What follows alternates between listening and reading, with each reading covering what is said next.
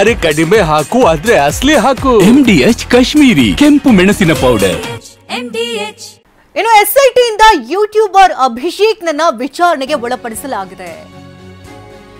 ಇನ್ನು ವಿಚಾರಣೆಯ ಎಕ್ಸ್ಕ್ಲೂಸಿವ್ ಮಾಹಿತಿಗಳು TV9ಗೆ ಲಭ್ಯವಾಗಿದೆ. ವಿಡಿಯೋಗಳಲ್ಲಿ ಹೇಳಿರುವಂತಹ ಮಾಹಿತಿ ಬಗ್ಗೆ ವಿಚಾರಣೆಯನ್ನು ನಡೆಸಲಾಗಿದೆ. 1 ವರ್ಷಕ್ಕೂ ಹೆಚ್ಚು ಕಾಲ ಹೋರಾಟಗಾರರ ಸಂಪರ್ಕದಲ್ಲಿ ಈತ ಇದ್ದ. ನಾನೊಬ್ಬ ಯೂಟ್ಯೂಬರ್ ಅಂತ ಕಣ್ಣೀರಿಟ್ಟಿದ್ದಾನೆ ಅಭಿಷೇಕ್. ವಿಚಾರಣೆ ನಡೆಸುವಂತಹ ಸಂದರ್ಭದಲ್ಲಿ ಅಭಿಷೇಕ್ನ ಕಣ್ಣೀರ್ ಹಾಕಿದ್ದಾನೆ. ನಾನೊಬ್ಬ ಯೂಟ್ಯೂಬರ್ ಅಷ್ಟೇ, ಹೋರಾಟಗಾರರೇನು ಹೋರಾಟ ಮಾಡ್ತಿದ್ರು ಹಾಗಾಗಿ ಅವ್ರ ಜೊತೆ ಸಂಪರ್ಕದಲ್ಲಿದ್ದೆ ಅಷ್ಟೇ ಅಂತ ಕಣ್ಣೀರಿಟ್ಟಿದ್ದಾನೆ. ಇನ್ನು ಹಲವು ಯೂಟ್ಯೂಬರ್ಗಳಿಗೂ ಕೂಡ ಈಗಾಗಲೇ ನೋಟಿಸ್ ಅನ್ನ ಕೊಡಲಾಗ್ತಾ ಇದೆ SIT ಕಡೆಯಿಂದಾಗಿ. ಗಿರೀಶ್ ಮಟ್ಟಣ್ಣನವರ್ ಜಯಂತ್ ಸಂಪರ್ಕದಲ್ಲೇ ಇದ್ದೆ. ಸೌಜನ್ಯ ಹೋರಾಟದ ಬಗ್ಗೆ ವಿಡಿಯೋ ಮಾಡಲು ಅವರು ತಿಳಿಸಿದ್ರು, ಹಾಗಾಗಿ ಅವ್ರ ಸಂಪರ್ಕದಲ್ಲಿದ್ದೆ. ಒಳ್ಳೆಯ ವ್ಯೂಸ್ ಸಿಗುತ್ತೆ ಅಂತ ನಾನು ಒಪ್ಕೊಂಡಿದ್ದೆ ಅಂತ ಅಭಿಷೇಕ್ ಬಾಯ್ ಬಿಟ್ಟಿದ್ದಾರೆ. ಅವರು ನೀಡಿದಂತ ಮಾಹಿತಿಯಂತೆ ನಾನು ವಿಡಿಯೋಗಳನ್ನ ಮಾಡಿಕೊಡ್ತಾ ಇದ್ದೆ. ಅವರು ನೀಡಿದಂತ ಮಾಹಿತಿ ಎಷ್ಟು ಸತ್ಯ ಅಂತ ನನಗಂತೂ ಗೊತ್ತಿಲ್ಲ ಅಂತ ಹೇಳಿದ್ದಾರೆ. ಚಾನೆಲ್ಗೆ ಬಂಡವಾಳ ಹಾಕಿಕೊಳ್ಳೋದಕ್ಕೆ ಅವರು ಸಹಾಯ ಮಾಡಿದ್ದಾರೆ. ಜಯಂತ್ ಅವರ ಜೊತೆ ಹೋಗಿ ವಿಡಿಯೋವನ್ನ ಮಾಡಿದ್ದೇನೆ. ನಾನು ಹಲವು ಕಡೆಗಳಲ್ಲಿ ರಾತ್ರಿ ವೇಳೆಯೂ ಕೂಡ ವಿಡಿಯೋವನ್ನ ಮಾಡಿದ್ದೇವೆ ಅಂತ ಬಾಯ್ ಬಿಟ್ಟಿದ್ದಾರೆ SIT ತನಿಖೆಯಲ್ಲಿ. ಜಯಂತ್ ಸೂಚನೆಯಂತೆ ಸುಜಾತಾ ವಿಡಿಯೋ ಕೂಡ ಮಾಡಿದ್ದೆ ಅಂತ ಅಭಿಷೇಕ್ ಹೇಳಿದ್ದಾನೆ. ನನ್ನದು ತಪ್ಪಾಗ್ಬಿಟ್ಟಿದೆ ಅಂತ ಕಣ್ಣೀರ್ ಹಾಕಿದ್ದಾನೆ. SIT ಮುಂದೆ ತನ್ನ ಗೋಳನ್ನ ತೋಡ್ಕೊಂಡಿದ್ದಾನೆ. ನಾನೊಂದು ಯೂಟ್ಯೂಬ್ ಚಾನೆಲ್ ಮಾಡ್ಕೊಂಡಿದ್ದೆ ಅಷ್ಟೇ, ಅದರಿಂದ ನನಗೆ ಬಂಡವಾಳ ಬರುತ್ತೆ, ಅದರಿಂದ ದುಡ್ಡು ಬರುತ್ತೆ, ಅಥವಾ ಅದು ಸತ್ಯನೋ ಅಥವಾ ಸುಳ್ಳು ಅನ್ನೋದ್ರ ಬಗ್ಗೆ ನನಗೆ ಮಾಹಿತಿ ಇಲ್ಲ. ಒಳ್ಳೆ ವ್ಯೂಸ್ ಸಿಗುತ್ತೆ ಅಂತ ನಾನು ಒಪ್ಕೊಂಡಿದ್ದೆ ಅಂತ ಅಭಿಷೇಕ್ ಇದೀಗ ಬಾಯ್ ಬಿಟ್ಟಿರುವಂಥದ್ದು. ಸೌಜನ್ಯ ಹೋರಾಟದ ವಿಡಿಯೋ ಮಾಡೋದಕ್ಕೆ ಅವ್ರು ಹೇಳಿದ್ರು ಗಿರೀಶ್ ಮಟ್ಟಣ್ಣನವರ್ ಹಾಗೆ ಜಯಂತ್, ಹಾಗಾಗಿ ಅವರ ಸಂಪರ್ಕದಲ್ಲಿದ್ದೆ, ನನಗೆ ಒಳ್ಳೆ ವ್ಯೂಸ್ ಸಿಗುತ್ತೆ ಅಂತ ನಾನು ಅದನ್ನು ಒಪ್ಕೊಂಡಿದ್ದೆ. ಅವ್ರು ಏನೇನು ಮಾಹಿತಿಗಳನ್ನ ನೀಡ್ತಾ ಇದ್ರು ಅದ್ರ ಮೇಲೆ ನಾನು ವಿಡಿಯೋಗಳನ್ನ ಮಾಡ್ತಾ ಇದ್ದೆ ಅಷ್ಟೇ. ಅದು ಸತ್ಯನಾ ಸುಳ್ಳು ಅಂತ ನನಗೆ ಗೊತ್ತಿಲ್ಲ. ಚಾನಲ್ಗೆ ಅವರು ಸ್ವಲ್ಪ ಬಂಡವಾಳ ಕೂಡ ಹಾಕೊಟ್ಟಿದ್ರು, ನನಗೆ ಸಹಾಯ ಮಾಡಿದ್ರು. ಹಾಗಾಗಿ ಜಯಂತ್ ಅವರು ಎಲ್ಲೆಲ್ಲಿ ಕರೀತಿದ್ರು, ರಾತ್ರಿ ಸಮಯದಲ್ಲೂ ಕೂಡ ಅವ್ರು ಕರ್ಕೊಂಡೋಗಿ ಒಂದಷ್ಟು ವಿಡಿಯೋಗಳನ್ನ ಮಾಡಿದ್ರು. ಆ ವಿಡಿಯೋಗಳನ್ನ ಮಾಡೋದಕ್ಕೆ ನಾನು ಕೂಡ ಅವ್ರ ಜೊತೆನಲ್ಲಿದ್ದೆ. ಜಯಂತ್ ಸೂಚನೆಯಂತೆ ನಾನು ಸುಜಾತಾ ವಿಡಿಯೋ ಕೂಡ ಮಾಡಿದ್ದೆ, ನಂದು ತಪ್ಪಾಗ್ಬಿಟ್ಟಿದೆ ಅಂತ SIT ಮುಂದೆ ಅಭಿಷೇಕ್ ಕಣ್ಣೀರಿಟ್ಟಿದ್ದಾನೆ.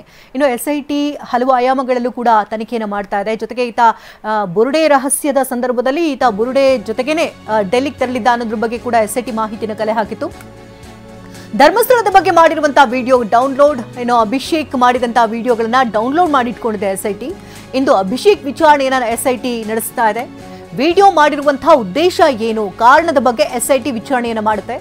ವಿಡಿಯೋ ಶೂಟ್ ಮಾಡಿದ ಜಾಗ ಯಾವುದು, ಎಲ್ಲೆಲ್ಲಿ ಮಾಡಿದ್ರಿ ವಿಡಿಯೋಗಳನ್ನ ಅನ್ನೋದ್ರ ಬಗ್ಗೆ ಮಾಹಿತಿನ ಪಡ್ಕೊಳ್ಳುತ್ತೆ. ವಿಡಿಯೋದಲ್ಲಿರುವಂತಹ ಮಾಹಿತಿಯನ್ನ ನೀಡಿದ ಯಾರು, ನಿನಗೆ ಯಾವ ಆಧಾರದ ಮೇಲೆ ನಿನ್ನ ಮಾಹಿತಿಯನ್ನ ಜನರಿಗೆ ಕೊಟ್ಟೆ, ಸ್ಕ್ರಿಪ್ಟ್ ಮಾಡಿದ್ದಾದ್ರೂ ಯಾರು, ಇದೆಲ್ಲದ್ರ ಬಗ್ಗೆ ಕೂಡ SIT ವಿಚಾರಣೆಯನ್ನ ನಡೆಸಲಿದೆ. ಅಭಿಷೇಕ್ ಹೆಸರು ಬಾಯ್ ಹೊರಗೆ ಬರ್ತಾ ಇದ್ದಂತೆ ಅಭಿಷೇಕ್ ಯೂಟ್ಯೂಬ್ನಲ್ಲಿ ಈಗಾಗಲೇ 1 ವರ್ಷಗಳಿಂದ ಆತ ನಿರಂತರವಾಗಿ ಒಂದಷ್ಟು ವಿಡಿಯೋಗಳನ್ನ ಮಾಡ್ಕೊಂಡು ಹೋಗ್ತಾ ಇದ್ದ. ಜನರ ಮೇಲೆ ಧರ್ಮಸ್ಥಳದ ವಿಚಾರಕ್ಕೆ ಸಂಬಂಧಪಟ್ಟಂತೆ, ಸೌಜನ್ಯ ಕೇಸ್ಗೆ ಸಂಬಂಧಪಟ್ಟಂತೆ ವಿಚಾರಗಳನ್ನ, ಮಾಹಿತಿಗಳನ್ನ ಹೊರಹಾಕ್ತಾ ಇದ್ದ. ಅದರ ಸತ್ಯಾಸತ್ಯತೆ ಗೊತ್ತಿಲ್ಲದೇನೆ ಈತ ಯೂಟ್ಯೂಬರ್ ಕೇವಲ ವ್ಯೂಸ್, ಲೈಕ್ಸು ಜೊತೆಗೆ ಫಂಡಿಂಗೋಸ್ಕರ ಮಾತ್ರ ಈತ ವಿಡಿಯೋಗಳನ್ನ ಮಾಡ್ತಿದ್ದ. ಆತನ ಉದ್ದೇಶ ಆದ್ರೂ ಏನಿತ್ತು ಅನ್ನೋದ್ರ ಬಗ್ಗೆ ತನಿಖೆಯನ್ನು ಮಾಡಿಸಲಿದ್ದಾರೆ. ಈ ಬಗ್ಗೆ ಹೆಚ್ಚಿನ ಡೀಟೇಲ್ಸ್ ಅನ್ನು ಕೊಡೋದಕ್ಕೆ ನೇರ ಸಂಪರ್ಕದಲ್ಲಿ ಪೃಥ್ವಿ ಇದ್ದಾರೆ. ಪೃಥ್ವಿ, ಈಗಾಗಲೇ ಅಭಿಷೇಕ್ನ ವಿಚಾರಣೆಗೆ ಒಳಪಡಿಸಿರುವಂತಹ SIT ಟೀಮ್ ಹಲವು ಮಾಹಿತಿಗಳು ಜೊತೆಗೆ ಸತ್ಯಾಸತ್ಯತೆ ಕೂಡ ಹೊರಬರ್ತಾ ಇದೆ. SIT ಪ್ರಶ್ನೆಗಳಿಗೆ ಈತ ಕೊಟ್ಟಿರುವಂತಹ ಉತ್ತರಗಳೇನು, ಏನೆಲ್ಲ ಮಾಹಿತಿಗಳು ಹೊರಬರ್ತಾ ಇದೆ? ಶಕುಂತಲ, ಇಲ್ಲಿ ಪ್ರಮುಖವಾಗಿ ಆತನಿಗೆ ನೋಟಿಸ್ ನೀಡಿದ್ದಂಥದ್ದು ಅವ್ರ ಜೊತೆ ಎಲ್ಲರೂ ಕೂಡ, ಅಂದರೆ ಈ ಒಂದು ಹೋರಾಟಗಾರರ ಜೊತೆ ಕಳೆದ 1 ವರ್ಷಗಳಿಂದ ಆತ ಇದ್ದ, ಅಲ್ಲಿ ಕೆಲವೊಂದು ವಿಡಿಯೋಗಳನ್ನು ಮಾಡ್ತಾ ಇದ್ದ ಅಂತ ಹೇಳಿ ಈಗ ನೋಟಿಸನ್ನು ಕೊಟ್ಟಿರುವಂಥದ್ದು. ಆದರೆ ಪ್ರಮುಖವಾಗಿ ಇಲ್ಲಿ ವಿಚಾರಣೆಯಲ್ಲಿ ನಡೆಯುವಂಥ ಸಂದರ್ಭದಲ್ಲಿ ಆತನ ವಿಡಿಯೋಗಳನ್ನು ಏನು ಡೌನ್ಲೋಡ್ ಮಾಡಿ ಇಟ್ಕೊಳ್ಳಲಾಗಿದೆ ಅದನ್ನೆಲ್ಲ 1 by 1 ಪ್ಲೇ ಮಾಡ್ತಾ ಇದ್ದಾರೆ. ಇತ್ತೀಚೆಗೆ ಅಂದರೆ ಕಳೆದ 1 ತಿಂಗಳ ಹಿಂದೆ ಯಾವಾಗ SIT ಫಾರ್ಮ್ ಆಯಿತು, SIT ಫಾರ್ಮ್ ಆದಂಥ ಸಂದರ್ಭದಲ್ಲಿ ಇದೇ ಈ ಯುನೈಟೆಡ್ ಮೀಡಿಯಾದಲ್ಲಿ ಇದೇ ಅಭಿಷೇಕ್ ಮತ್ತು ಉಳಿದಂಥವರೆಲ್ಲರೂ ಕೂಡ ಲೈವ್ ಬರ್ತಾರೆ ಅಂತ ಹೇಳಿದರೆ ಗಿರೀಶ್ ಮಟ್ಟಣ್ಣನವರು ಇರ್ತಾರೆ, ಏನು ಇನ್ನೊಂದಿಬ್ಬರು ಯೂಟ್ಯೂಬರ್ಸ್ ಇರ್ತಾರೆ, ಯೂಟ್ಯೂಬರ್ ಸಮೀರ್ ಕೂಡ ಇರ್ತಾನೆ, ಎಲ್ಲರೂ ಕೂಡ 4-5 ಜನರು ಕೂತ್ಕೊಂಡು ಒಂದು ಲೈವ್ ಕೂಡ ಬರ್ತಾರೆ. ಆ ಒಂದು ವಿಚಾರದಲ್ಲಿ SIT ಫಾರ್ಮ್ ಆಗಿರೋ ಬಗ್ಗೆ ಮಾತಾಡ್ತಾರೆ. ಸೊ ಅದರಿಂದ ಹಿಂದೆ ನೋಡೋದಾದರೆ ಕೆಲವೊಂದು 1 ವರ್ಷದಿಂದ ಕೆಲವೊಂದು ವಿಡಿಯೋಗಳನ್ನು ಮಾಡಿರ್ತಾರೆ ಮತ್ತು ಕೆಲವೊಂದು ಮಾಹಿತಿಗಳನ್ನು ಅದರಲ್ಲೇ ಕೊಡುವಂಥದ್ದು. ಇದೆಲ್ಲವೂ ಒಂದು ಕಡೆ ಆದರೆ ಕೇವಲ ಈತ ಯೂಟ್ಯೂಬ್ನಲ್ಲಿ ಪ್ರಸಾರ ಮಾಡ್ತಾನೆ, ಯೂಟ್ಯೂಬ್ ಚಾನಲ್ ಹೊಂದಿದ್ದಾನೆ, ಇಲ್ಲೇನಾದರೂ ಪ್ರಸಾರ ಆಗುತ್ತೆ ಅನ್ನೋ ಆ ಒಂದು ಮೇಜರ್ ವಿಚಾರಕ್ಕೆ ಆತನ ವಿಚಾರಣೆಗೆ ಕರೆದಿಲ್ಲ. ಅಲ್ಲಿ ಆ ಒಂದು ಹೋರಾಟಗಾರರ ಜೊತೆಗೆ ಸೇರ್ಕೊಂಡಿದ್ದಾನೆ. ರಾತ್ರಿ ಆ ಒಂದು ಬುರುಡೆಯನ್ನು ತೆಗೆಯುವಂತಹ ವಿಡಿಯೋ ಏನು ಒಂದು ಬರ್ತಾ ಇದೆ, ಕೋರ್ಟಿಗೆ ಒಂದು ವಿಡಿಯೋ ಆ ಬುರುಡೆಯನ್ನು ಕೊಟ್ಟು ಅದರ ಜೊತೆಗೆ ಒಂದು ವಿಡಿಯೋವನ್ನು ಕೊಟ್ಟಿದ್ರು.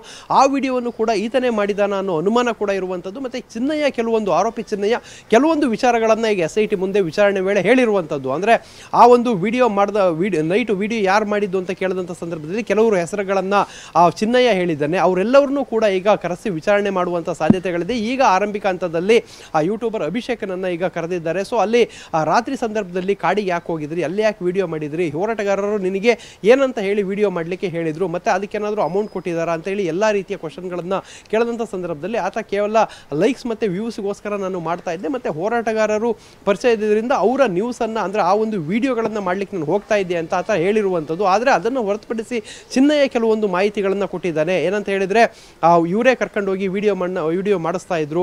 ಸೊ ಅಲ್ಲಿ ಹೋದಂಥ ಸಂದರ್ಭದಲ್ಲಿ ಬುರುಡೆ ಏನು ತೆಗೆದುಕೊಂಡು ಬಂದು ಕೊಟ್ಟರು, ಆ ಒಂದು ವಿಡಿಯೋನ ಯಾರು ಮಾಡಿದ್ರು, ಇಂಥದ್ದೆಲ್ಲವನ್ನು ಕೂಡ ಈಗ SIT ಮಾಹಿತಿ ಕಲೆ ಆಗ್ತಾ ಇರುವಂಥದ್ದು. ಅದರಲ್ಲಿ ಕೆಲವೊಂದು ಅನುಮಾನಗಳು ಈಗ SIT ತಂಡಕ್ಕೆ ಬಂದಿರುವಂಥದ್ದು. ಅದಕ್ಕೋಸ್ಕರ ಕ್ಲಾರಿಫಿಕೇಶನ್ಗೆ ಈಗ ವಿಚಾರಣೆಗೆ ಕರೆದಿರುವಂಥದ್ದು. ಇಲ್ಲಿ ಗಮನಿಸಬೇಕಾದ ಅಂಶ ಅಂತ ಹೇಳಿದರೆ ನೋಟಿಸ್ ಕೊಟ್ಟು ನಿನ್ನೆ ವಿಚಾರಣೆಗೆ ಅಭಿಷೇಕ್ನನ್ನು ಕರೆಯಲಾಗಿದೆ. ನಿನ್ನೆ ಇಡೀ ದಿನ ವಿಚಾರಣೆಯನ್ನು ಮಾಡಿ ತಡರಾತ್ರಿ 2:30 ಗಂಟೆಗಳವರೆಗೂ ಕೂಡ ವಿಚಾರಣೆಯನ್ನು ಮುಂದುವರಿಸ್ತು. 2:30ಗೆ ಆತನಿಗೆ SIT ಕಚೇರಿಯಲ್ಲೇ ಮಲಗಲಿಕ್ಕೆ ಅವಕಾಶ ಮಾಡಿಕೊಟ್ಟಿದ್ದಂಥದ್ದು. ಇವತ್ತು ಕೂಡ ವಿಚಾರಣೆ ಮುಂದುವರೆದಿದೆ. 2ನೇ ದಿನದ ವಿಚಾರಣೆ ಈಗ ಮುಂದುವರೆದಿರುವಂಥದ್ದು. ಅಂತ ಹೇಳಿದರೆ ಇಷ್ಟೊಂದು ಲಾಂಗ್ ಎನ್ಕ್ವೈರಿ ನಡೀತಾ ಇದೆ ಅಂತ ಹೇಳಿದರೆ ಸಾಕಷ್ಟು ಅಂಶಗಳನ್ನು ಈಗ SIT ಅಭಿಷೇಕ್ನಿಂದ ಪಡ್ಕೊಳ್ತಾ ಇದೆ. ಅಭಿಷೇಕ್ ಕೂಡ ಆ ಒಂದು ವಿಚಾರಣೆ ವೇಳೆ ಕಣ್ಣೀರಿಟ್ಟಿದ್ದಾನೆ. ಕೇವಲ ಲೈಕ್ಸ್ ವ್ಯೂಸ್ಗೋಸ್ಕರ ಇಂಥ ವಿಡಿಯೋಗಳನ್ನು ಮಾಡದೆ ಇದಕ್ಕೂ ನನಗೇನು ಸಂಬಂಧ ಇಲ್ಲ ಅಂತ ಹೇಳ್ತಿದ್ದಾನೆ ಅನ್ನೋ ಮಾಹಿತಿಗಳು ಕೂಡ ಸಿಗ್ತಾ ಇರುವಂಥದ್ದು. ಧನ್ಯವಾದ ಪೃಥ್ವಿ, ತಮ್ಮೆಲ್ಲ ಮಾಹಿತಿಗಾಗಿ. ನಾವು ಗಮನಿಸ್ತಾ ಇದ್ದೇವೆ ಯೂಟ್ಯೂಬ್ ಚಾನೆಲ್ಗಳಂತೆ ಈಗ ನಾಯಿ ಕೊಡೆಗಳಂತೆ ಉಟ್ಕೊಂಡ್ಬಿಟ್ಟಿದೆ. ಯಾಕಂದ್ರೆ ಯಾವುದೇ ರೀತಿ ಮಾನದಂಡಗಳು ಕೂಡ ಇರೋದಿಲ್ಲ.